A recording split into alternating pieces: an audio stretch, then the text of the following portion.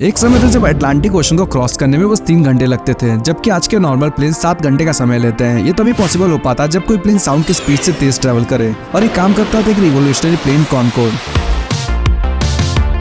ये plane literally sound की speed से 2 गुना तेज था। इसकी स्पीड और पोटेंशियल को देखकर दुनिया भर के लोग इसे फ्यूचर का ट्रांसपोर्टेशन समझने लगे थे। एयर इंडिया ने भी इस प्लेन के 2 प्री ऑर्डर दिए थे और हर जगह इसी के चर्चे थे। लेकिन आखिर ऐसा क्या हुआ कि दुनिया का सबसे तेज कॉमर्शियल प्लेन को बंद करना पड़ा। इस वीडियो में हम यही जानेंगे कैसे बिलियंस ऑफ डॉलर लगा के इसे बनाया गया, फिर ये क्यों फेल हो गया।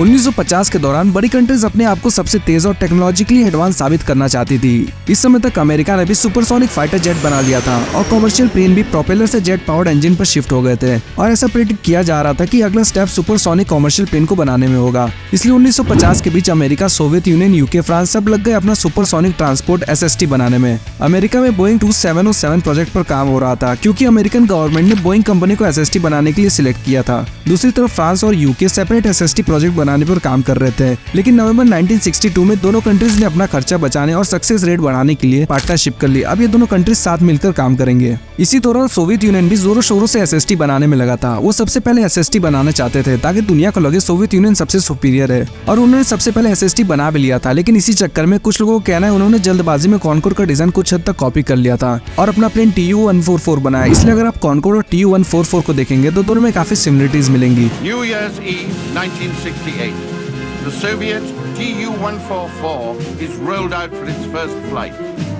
Soviet officials have promised the world it will fly before year's end, beating its rival, the Concorde.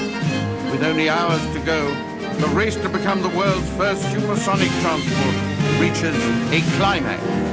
पहली supersonic flight test Soviet Union ने 1968 में की, जो कॉनकोर्ड के टेस्ट फ्लाइट से सिर्फ 3 महीने पहले हुई थी। अमेरिका में बोइंग 2707 प्रोजेक्ट पे उनका डेवलपमेंट कॉस्ट कुछ ज्यादा होने की वजह से कैंसिल कर दिया गया, क्योंकि गवर्नमेंट ने फंडिंग ही रोक दी। अब सिर्फ प्लेन के रेस में 2 प्लेन्स बचे थे, कॉनकोर्ड और सोवियत यूनियन का TU-144। लेकिन सोवियत यूनियन का प्लेन जल्दबाजी में बनाया गया था, जिसकी वजह से इसमें काफी फ्लॉस थे। जैसे 1973 के पेरिस एयर शो में TU-144 क्रैश हो गया, जिसमें काफी लोगों की जान चली गई। इस इंसिडेंट के बाद लोग इस पर ट्रस्ट नहीं कर पाए और उसके लिमिटेड रूट की वजह से प्लेन को रिटायर करना पड़ा। अब चलो सिर्फ कॉनकोर्ड के ऊपर बात करते हैं। कॉनकोर्ड में लगाए गए थे 4 रोल्स रॉयस के ओलंपस इंजन, जो स्पेसिफिकली सुपरसोनिक ट्रैवल के लिए डिजाइन किए गए थे। इसकी स्पीड माक 2 यानी 2180 किलोमीटर पर आवर की थी।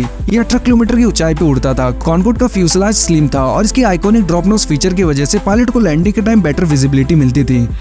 कॉनकोर्ड का डेल्टा विंग डिजाइन उसे हाई स्पीड पर कम ड्रैग और बेटर विजिबिलिटी देता था, लेकिन इस डिजाइन की वजह से लो स्पीड फ्लाइंग थोड़ा चैलेंजिंग होता था। बहुत से टेस्टिंग और इम्प्रूवमेंट के बाद कॉनकोर्ड को 1976 में पैसेंजर ट्रैवल के लिए मार्केट में उतार दिया गया।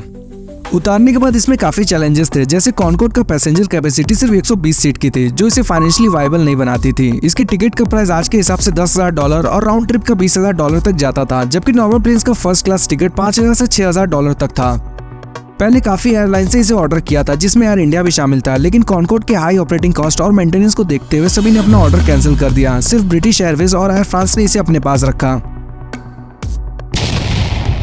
कॉनकोर्ड का सोनिक बूम भी एक बड़ा इशू था। जब ये सुपरसोनिक स्पीड से ट्रैवल करता था तो आवाज काफी ज्यादा होती थी। US ने कॉनकोर्ड को अपने बहुत से एयर स्पेस से बैन कर दिया, जिस वजह से इसके रूट्स मोस्टली ओशन के ऊपर रखे गए। एक तो इसे इतना पैसा लगाकर बनाया गया, ऊपर से इसके रूट को लिमिट कर दिया गया, तो भी उसी जैसे तैसे 24 साल तक चलाते रहे। लेकिन सन 2000 में बहुत बड़ा एक्सीडेंट हो गया। कॉनकोर्ड के टेक ऑफ करते वक्त रनवे पे एक टाइटेनियम का टुकड़ा पड़ा था, जो पिछली प्लेन से गिरा था। वो टुकड़ा कॉनकोर्ड के टायर में फंस गया और टायर फट गया। टायर के टुकड़े फ्यूल टैंक तक पहुंच गए और जिससे टैंक पंचर हो गया। टेक ऑफ के 2 मिनट बाद ही प्लेन क्रैश कर गया और प्लेन के 109 पैसेंजर और ग्राउंड के 4 लोग अपनी जान गंवा बैठे। इस इंसिडेंट के बाद एयर फ्रांस ने अपने कॉनकोर्ड प्लेन को टेम्पररी ग्राउंड कर दिया। क्रैश के बाद लोगों का ट्रस्ट धीरे धीरे कम होने लगा। फिर नवंबर 2001 में कॉनकोर्ड को वापस सर्विस में लाया गया, लेकिन अब तक मार्केट काफी ठंडा हो चुका था और 9/11 अटैक के बाद एविएशन इंडस्ट्री भी काफी स्ट्रगल कर रही थी और कॉनकोर्ड का मेंटेनेंस और ऑपरेशन कॉस्ट भी काफी ज्यादा था। कॉनकोर्ड का आउटडेटेड एनालॉग सिस्टम और बढ़े हुए फ्यूल प्राइस की वजह से एयरलाइंस के लिए इसे चलाना काफी मुश्किल हो गया। पैसेंजर का डिमांड भी काफी कम हो गया था, क्योंकि लोग कंफर्ट को ज्यादा इंपॉर्टेंस देने लगे थे। इसी सब के चलते अप्रैल 2003 में एयर फ्रांस और ब्रिटिश एयरवेज ने कॉनकोर्ड को रिटायर करने का डिसीजन लिया और अक्टूबर 2003 में कॉनकोर्ड ने अपनी आखिरी उड़ान भरी। कॉनकोर्ड एक इंजीनियरिंग मार्वल था, लेकिन इसका हाई कॉस्ट, लिमिटेड रूट और एनवायरमेंटल इशू इसे कॉमर्शियली सक्सेसफुल नहीं बना पाए। फिर भी एविएशन हिस्ट्री का एक गोल्डन चैप्टर है। अगर आपको वीडियो पसंद आया तो लाइक सब्सक्राइब जरूर करें। मैं आपके लिए ऐसे इंटरेस्टिंग स्टोरीज लाता रहूंगा। बाय।